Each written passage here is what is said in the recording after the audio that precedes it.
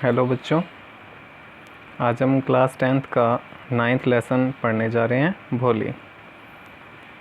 इससे पहले कि हम इस लेसन को स्टार्ट करें, मैं आपको इस लेसन से रिलेटेड कुछ बताना चाहता हूँ। ये एक गर्ल की कहानी है जो कि अपने बचपन के अंदर काफ़ी बैकवर्ड चाइल्ड रहती है। ये स्टोरी कुछ उसी तरीके की है जैसा कि आपने अगर कोई मिल गया मूवी देखी हो ऋतिक रोशन की, जिस दौरान उसकी मम्मी जी जो हैं एक एक्सीडेंट की वजह से पेट के बल गिरती हैं और पेट में जो उनके बच्चा होता है, इट मीन ऋतिक रोशन, तो उसके सर पे जो चोट लगने की वजह से वो बैकवर्ड रह जाता है। लेकिन उसमें एक जादू आता है जो उसे काफ़ी हद तक अच्छा कर देता है और उसमें स्पेशल कुछ हम यूँ कह सकते हैं पावर्स आ जाती हैं। लेकिन इसमें भोली के लिए जो जादू का काम करती है वो उसकी एक टीचर होती है। तो जैसा कि चाणक्य जी ने कहा भी है कि एक शिक्षक जो है एक शिक्षक पथ प्रदर्शक होता है और वो बच्चों में एनर्जी जो है, उत्साह है, वो डालता है। तो ये भी कहानी कुछ ऐसी है भोली की, जैसा कि आप यहाँ क्वेश्चंस में देख रहे हैं बॉक्स में। फ्रॉम हर वेरी चाइल्डहुड भोली वॉज नेगलेक्टेड एट होम। शुरू से ही भोली जो है घर पे नेगलेक्ट की जाती थी। Why did her teacher take special interest in her. तो उसकी टीचर ने, जैसा कि मैंने जादू के बारे में बताया, उसकी टीचर ने उसमें स्पेशल इंटरेस्ट क्यों लिया। Did Bholi measure up to her teacher's expectation. तो जैसा कि टीचर ने उसके लिए सोचा, तो क्या उनकी वो आशाओं पे, एक्सपेक्टेशन पे जो है वो खरी उतरी क्या। तो इसमें हम पढ़ेंगे। फर्स्ट ऑफ ऑल इसमें 2 क्वेश्चन दिए हैं रीड एंड फाइंड आउट में। Why is Bholi's father worried about her. Bholi के पिताजी उसको लेकर चिंतित क्यों थे। For what unusual reason is Bholi sent to school. वो क्या कारण रहे होंगे कि भोली को स्कूल भेजना पड़ा। तो भोली, जिसका वास्तविक नाम सुलेखा था, her name was Sulekha, but since her childhood everyone had been calling her Bholi. लेकिन बचपन से ही सभी उसे भोली कहकर बुलाते थे क्योंकि वो दिमाग से काफ़ी हद तक जो है बहुत ही सीधी थी, इसलिए उसे भोली द सिंपलटन, सिंपलटन हम मूर्ख भी कह सकते हैं, मूड भी कह सकते हैं और भोला भी कह सकते हैं, तो उसे भोली कहकर बुलाया जाने लगा क्योंकि उसके दिमाग में, क्योंकि वो बैकवर्ड होने की वजह से उसे सब भोली कहने लगे। She was the 4th daughter of नंबरदार रामलाल। रामलाल जो कि नंबरदार थे, उनकी 4थी बेटी थी भोली।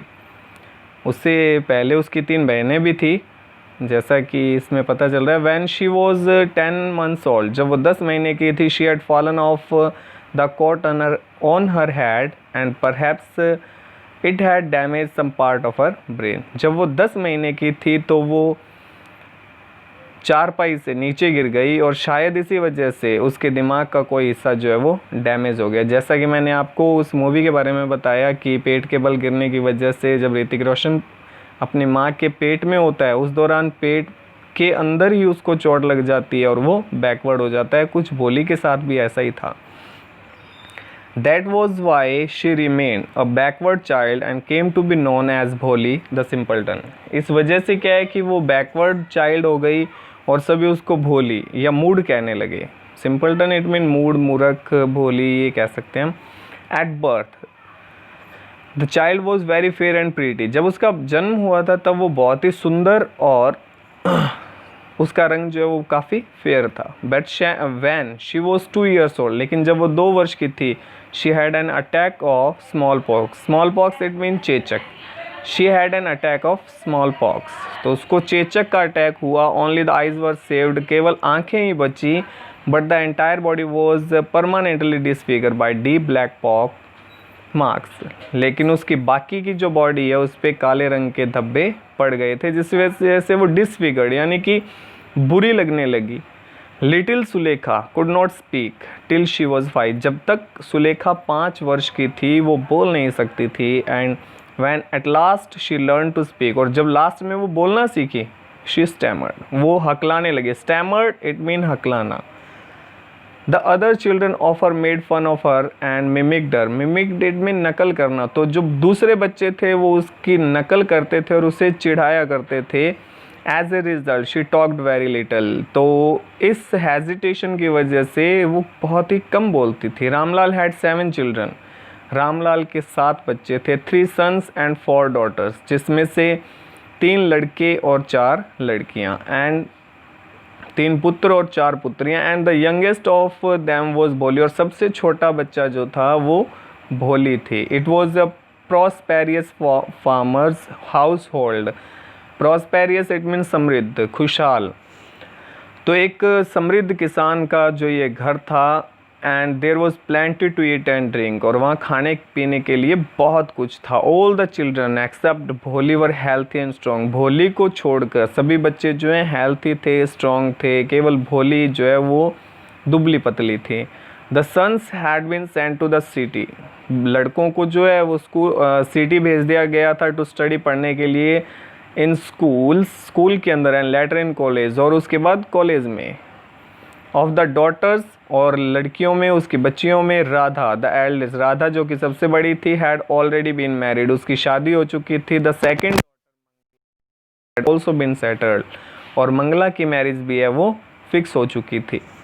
And when that was done, जब ये सब कुछ हो गया, Ramlal would think of the third Champa. अब रामलाल जो चंपा के बारे में सोचने लगा। दे वर गुड लुकिंग, वे अच्छी दिखती थी। हेल्थी गर्ल्स, हेल्थी थी।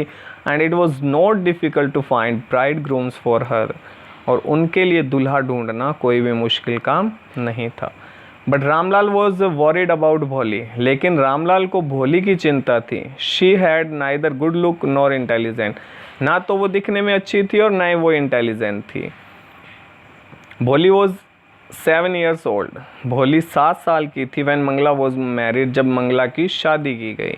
The same year A primary school for girls was open in the village, उसी वर्ष जो है एक प्राइमरी स्कूल जो है वो गांव में खोला गया। The tahsildar sahib came to perform its opening ceremony, और इसकी ओपनिंग के लिए जो तहसीलदार साहिब खुद आए। ही सेड टू रामलाल, उन्होंने रामलाल से कहा, as a revenue official you are the representative of the government in village. Revenue official, एक रेवेन्यू ऑफिसर होने के नाते आप, you are the representative of the government, आप गवर्नमेंट के रिप्रेजेंटेटिव, इट मीन प्रतिनिधित्व करने वाले जो हैं वो हैं इन द विलेज, इस गाँव में। And so you must set an example to the villagers, इसलिए विलेजर्स के सामने तुम्हें एक एग्जाम्पल पेश करना चाहिए। You must send your daughter to school, तो तुम्हें अपनी बच्चियों को स्कूल भेजना चाहिए। दैट नाइट, उस रात्रि, when Ramlal consulted his wife, Ramlal ने अपनी पत्नी से बात की। शी क्राइड, वो चिल्लाई, आर यू क्रेजी, क्या तुम पागल हो? क्योंकि वो एक टाइम था जब लड़कियों को स्कूल जाना बैन माना जाता था, लड़कियां स्कूल नहीं जाती थी। ऐसा समाज में जो है ऐसी विचारधारा थी, ऐसी साइकोलॉजी थी लोगों की कि गर्ल्स चाइल्ड को जो है स्कूल नहीं जाना चाहिए। आपने देखा भी होगा, पढ़ा भी होगा हिस्ट्री में कि गर्ल्स का जो रेशो है स्कूल जाने का वो काफ़ी कम रहा है पास्ट के अंदर। If girls go to school, यदि लड़कियां स्कूल जाएंगी, हु विल मैरी देम, तो उनसे शादी कौन करेगा? But Ramlal had not the courage to disobey the tehsildar. Disobey it mean अवज्ञा करना, कहना नहीं मानना। But Ramlal had not the courage to disobey the tehsildar, लेकिन रामलाल के पास हिम्मत नहीं थी कि वो तहसीलदार साहब की आज्ञा ना माने। At last his wife said, last में उसकी पत्नी ने कहा, I will tell you what to do, मैं तुम्हें बताऊंगी कि क्या करना है। सेंड भोली टू स्कूल, भोली को स्कूल भेज दो। As it is there is little chance of her getting married with her ugly face and lack of sense.